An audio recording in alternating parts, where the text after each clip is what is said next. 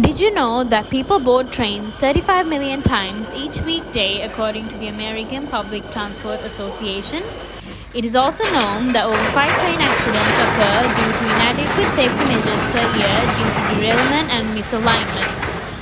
This research topic is about using machine learning in predicting the maximum operation speed of trains on railway tracks. It has been identified that over 150 accidents occur in Australia due to factors such as unsafe speed of trains, track geometry such as curvature, plant growth, and road vehicles. The current technologies are limited to cameras, sensors such as ultrasonic sensors and accelerometers. A method to alter the real-time speed of a train to suit the rail condition soon after detecting a defect has not yet been found. The research team aims to identify the maximum speed a train can handle on a given set of rail conditions with the use of accelerometer and AI technology. This can drastically reduce the number of accidents caused and can also reduce costs of human power and the material required.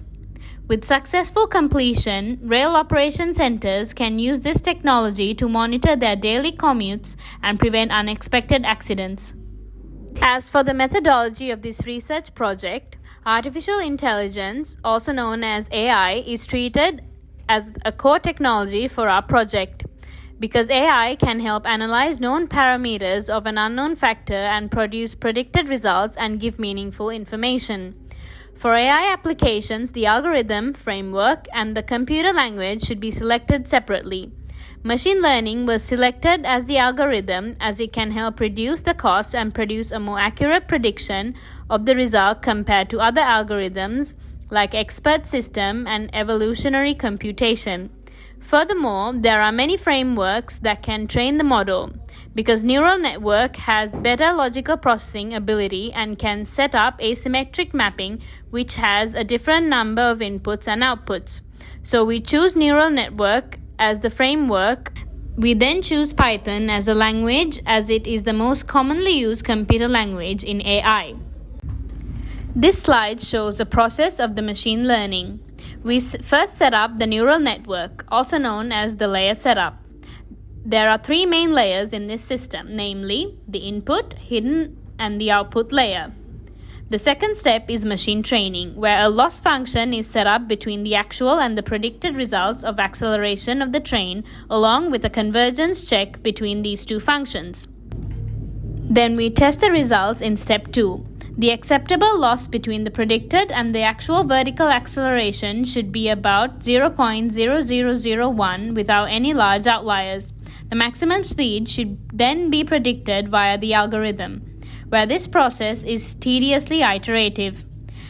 A threshold is established here to control the speed boundary. The feedback will be collected and will be processed to be modified. During the training session, we built a 5-layer neural network which contains 1 input layer and 1 output layer, as well as 3 hidden layers. In this training session, the 6 inputs will be mapped to 512 units on the first hidden layer randomly. Then these inputs will be continuously mapped into the second hidden layer which has 1024 nodes. After that, the 1024 nodes will be mapped back to 512 nodes and produce the predicted vertical acceleration. Each time when we ran the program, there were 3 different weights for the 3 different hidden layers. If the output we got was not acceptable, the program will change the weights and process it again until we get the acceptable output. The corresponding coding script for this neural network is shown on the right. After 120,000 runs, we extracted the results which are shown in this figure.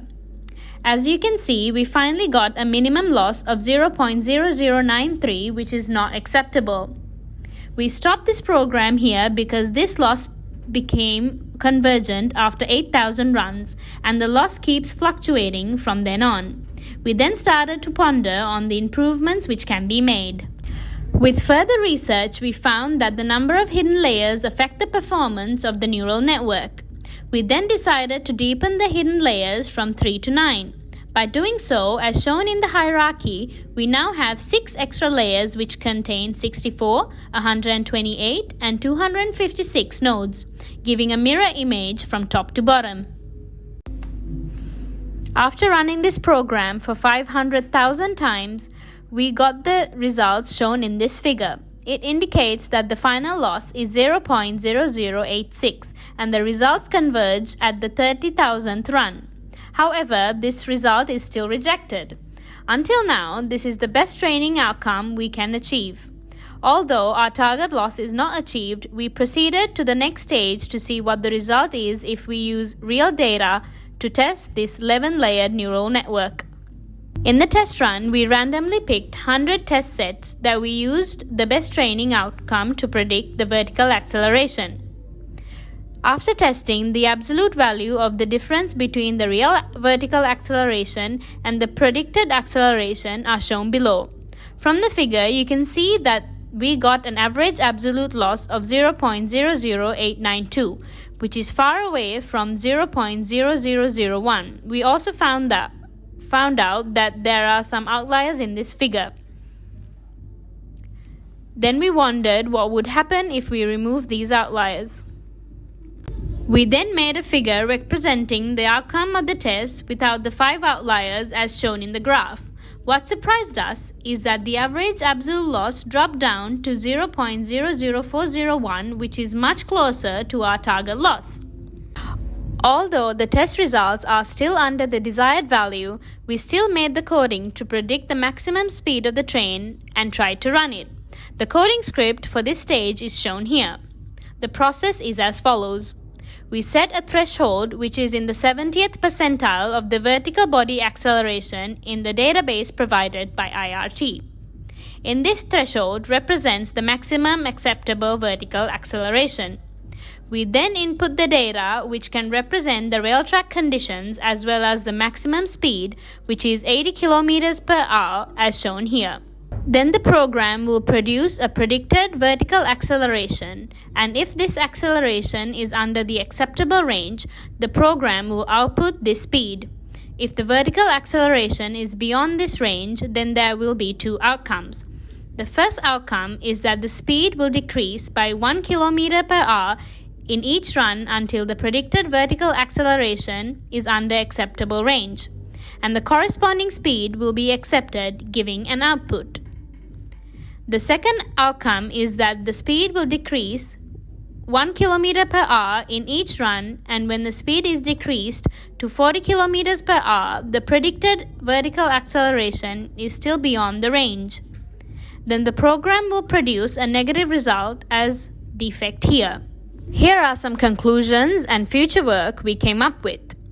Even with multiple attempts we made to improve the accuracy of the training model, the loss still did not reach the expected value, so we reflected on the results.